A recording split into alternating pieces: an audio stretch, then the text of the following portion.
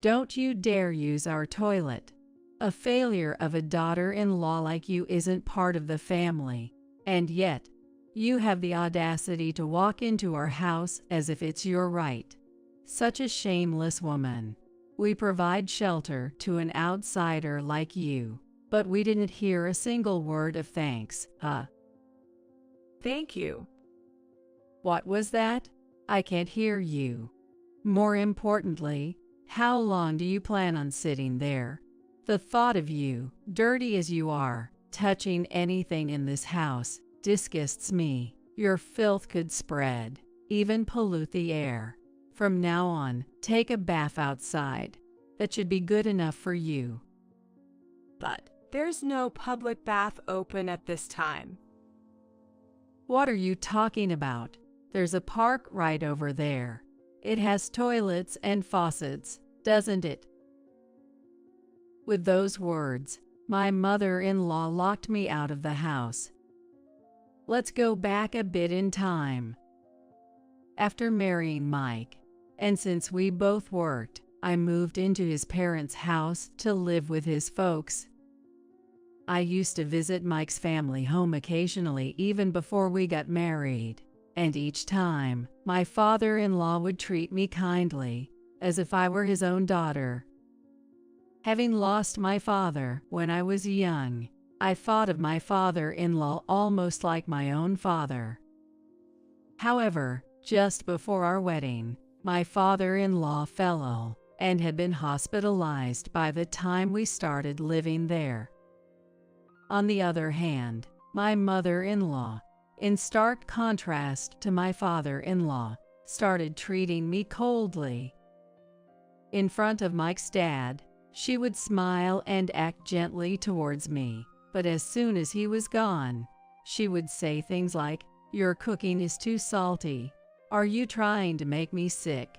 The air feels worse when you're around," almost like verbal abuse. My mother-in-law, a stay-at-home wife, always at home, made the times we were alone together the most difficult. I began working longer hours just to avoid going home. My mother-in-law's sarcastic comments only grew more frequent as I continued to work late every day. Before I knew it, she would nag at me every time she saw my face and sigh exaggeratedly. One day, after coming home from work, I was greeted by my mother-in-law's usual scowl, telling me, "Don't walk around the house with your dirty body. You'll make everything dirty." I was hungry and wanted to eat dinner first, but reluctantly headed to the bath. However, my mother-in-law, standing in front of the changing room, looked at me with a disgusted frown. "You're not thinking of using our bath, are you?" But I thought I should clean off the dirt." Clean yourself outside. The audacity of thinking you can use our bath. How brazen of you. Outside, but at this time there are no public baths open nearby. If you go far enough, you'll find a place that's open, won't you? Look it up yourself. I'm a germaphobe after all. The mere thought of an unsanitary person like you in the same house makes me sick. What should I do then? You staying in the house will just spread the dirt. After all, a daughter-in-law isn't really family, so manage your own baths and toilet outside. How can I manage that? Quiet. There are toilets in the park. And there's even a faucet for bathing, right? Stop dawdling and get out. With that, my mother-in-law pushed me out. Standing outside the closed door, I was dumbfounded. I was used to being scolded with harsh words daily, but this was a first. I thought surely I would be allowed to use the bath by the next day, so I spent the night at an internet cafe a few stations away. But this thought of mine was naive. Days passed, and I was still not allowed to use either the bath or the toilet. I resorted to bathing at public baths, using my paycheck and relieving myself at a nearby park. Yet my mother-in-law's unreasonable demands didn't stop there. She eventually said, "Since I'm letting you live here, it's only right you give me your earnings. Rent, it's rent. Trying to live and eat for free. How utterly low can you be?" The money was meant to help support my mother living alone in the countryside, but overwhelmed by Lisa's insistence, I ended up handing over my salary. Mike saw how I was treated, but always put his mother first. Even on cold days when I had to go outside to use the restroom, he would turn a blind eye. Sometimes, he would even join his mother in mocking me. Over half a year of living with them, the treatment never improved. It only got worse. Why did I have to endure such treatment? I thought about this time and again. But Mike was on his mother's side, and his father was in the hospital. My own mother had suffered from stress-related illness in the past, and I didn't want to worry her. I had no one else to rely on. So I had no choice but to endure the unreasonable treatment every day. Life at home was tough, filled with constant nagging. Since all my earnings were handed over to my mother-in-law, and Mike certainly didn't give me any allowance, I couldn't even afford to spend time outside to escape. Moreover, since my mother-in-law didn't do any housework, I had to take care of all household chores, which meant even if I returned home late, I would still be scolded. I couldn't afford new clothes or even a visit to the hair salon, so my days were spent feeling increasingly worn out, both physically and emotionally. Occasionally, I looked forward to visiting the public bath with the little money I had left after work, but between Lisa's complaints about me slacking off on housework and financial issues, I couldn't afford to go every day, and my body started to develop itchiness and other signs of distress. One day, as I was heading to the park to use the restroom, as usual, I saw my father-in-law. I remembered that he was scheduled to have a day out from the hospital, as his health had improved. I had planned to pick him up later, but it seemed he had managed to come back on his own. With the same kind and unchanged smile, my father-in-law greeted me as if nothing had changed. "Naomi, what are you doing here?" Just going to the restroom. The restroom, the restroom. Don't we have one at home? Is it broken? No, it's not that. Is something the matter? Telling my kind father-in-law about how I've been treated at home would surely worry him. I didn't want to cause him any concern. However, unable to hold it any longer, I ended up telling him everything in a rush. I've been told that I'm not part of the family, so I shouldn't use the toilet or the bath in the house. What? Because Lisa is a germaphobe. She can't stand the idea of someone else like me using the toilet or the bath. And Mike hasn't said anything about this. Mike gets along well with his mom, so he hasn't really done anything. I see. With a heavy sigh, my father-in-law apologized to me, saying, "Let's go home together. I'm sorry for everything that has happened." His words nearly made my tightly wound feelings unravel. Holding back tears that threatened to spill, I finished up in the restroom and returned home with him. Once home, my father-in-law gathered my mother-in-law and Mike in the living room. Initially pleased by her husband's return, my mother-in-law was puzzled by his unusual demeanor. I've heard about what's been going on from Naomi. What are you talking about? Don't play dumb. I heard you've been denying Naomi access to our home's toilet and bath because she's not family. Well, that's... And on top of that, you've been taking all of her salary, haven't you? Why would you know that? My mother-in-law glared at me. However, my father-in-law stepped between us, shielding me from her gaze. That's not right. You should be reflecting on how you've treated Naomi. Yes, she's an outsider, but she came to be part of our family by marrying Mike. Instead of welcoming her with gratitude, you've treated her terribly. We were all strangers before becoming a family. It's precisely because we're strangers that we need to be considerate to become a family.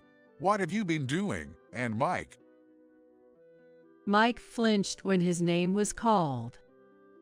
You're her husband. You're protecting the wrong person. It's not about always defending your mother. You need to protect your wife. That's a husband's duty. But No buts. You're an adult, Mike. It's time to start acting like it. Mike, visibly intimidated by his father's calm yet stern demeanor, glanced at his mother. it's not like we were intentionally neglecting Naomi, right, Mom?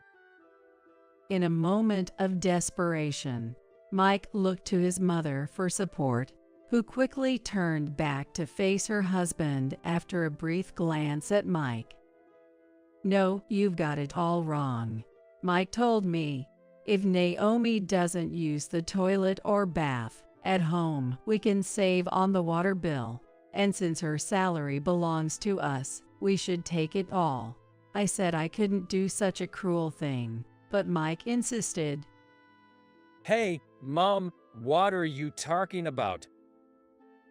I didn't want to, but I only did it because Mike told me to. Don't make stuff up. It was you who started it, saying you couldn't stand Naomi using the water facilities. And you were the one who first said we could live better if we had free reign over Naomi's salary.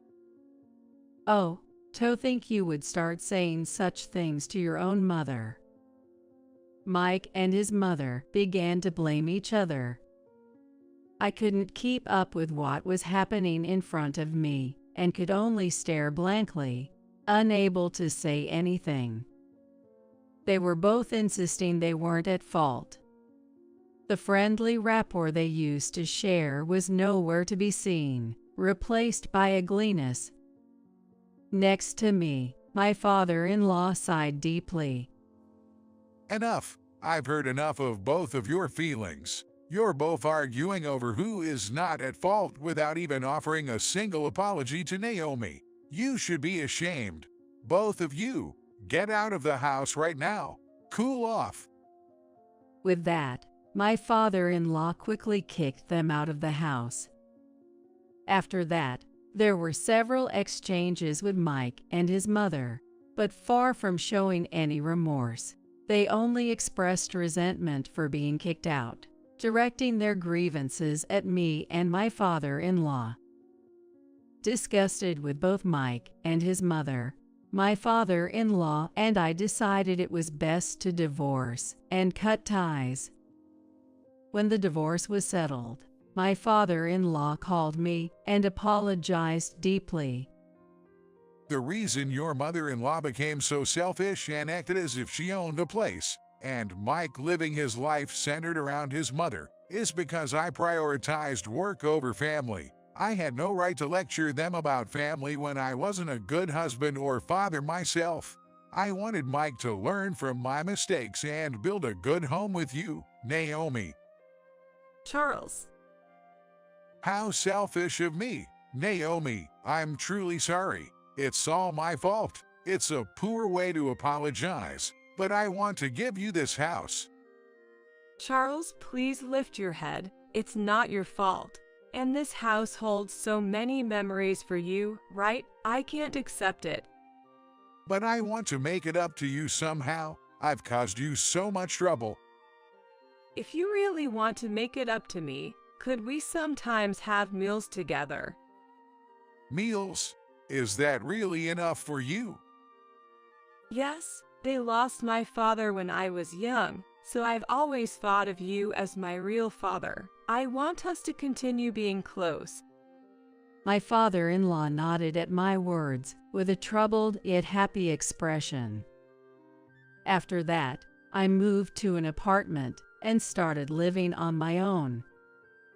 My father-in-law, who had been discharged from the hospital, seemed to have resumed life at home, and we often met up for enjoyable meals, catching up on each other's lives.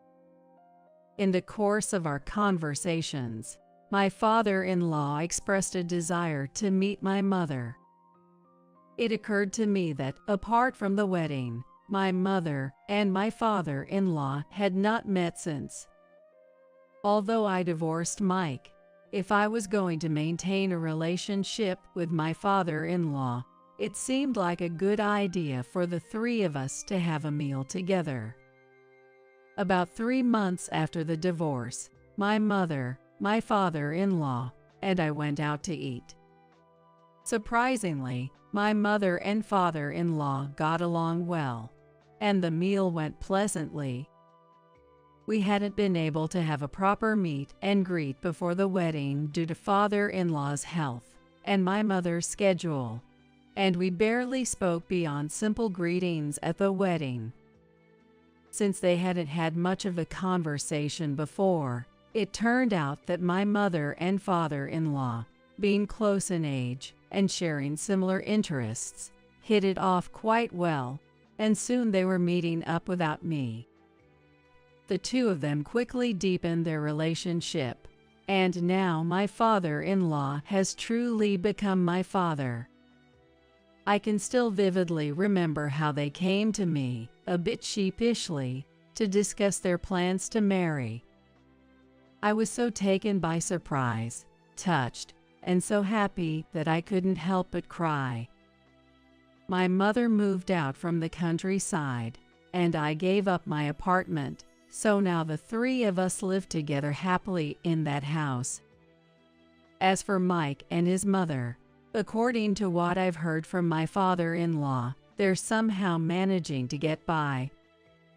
Mike seems to be working hard to support his mother, but their relationship seems to deteriorate day by day due to her constant complaints and unreasonable demands. With me gone, it seems all of Mike's mother complaints have now turned towards him. Recently, overwhelmed by the stress of his job and the strain of living with his mother, Mike quit his job without discussing it with her. She seemed furious with him, but realizing that someone had to work to live, she reluctantly started working.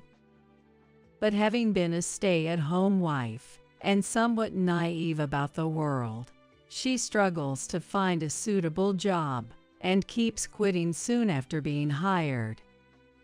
From time to time, my father-in-law receives requests for financial assistance from Mike and his mother, but he has consistently refused them. He tells me and my mother they may be my family from the past, but the family I need to cherish now is this one right here, and he would look at us tenderly as he spoke. Besides, he continued, If there's anything I can teach those two now, it's that they might understand the pain of others through their own hardships. Maybe if they learn to be kinder to people, someone willing to help them will come along. He seemed a bit sad saying this. I, too, think about the future and the hardships it may bring, but I hope to never forget to be kind to others and cultivate a heart that considers others' feelings. I want to build a warm, gentle, and wonderful family like the one my mother and father-in-law have created.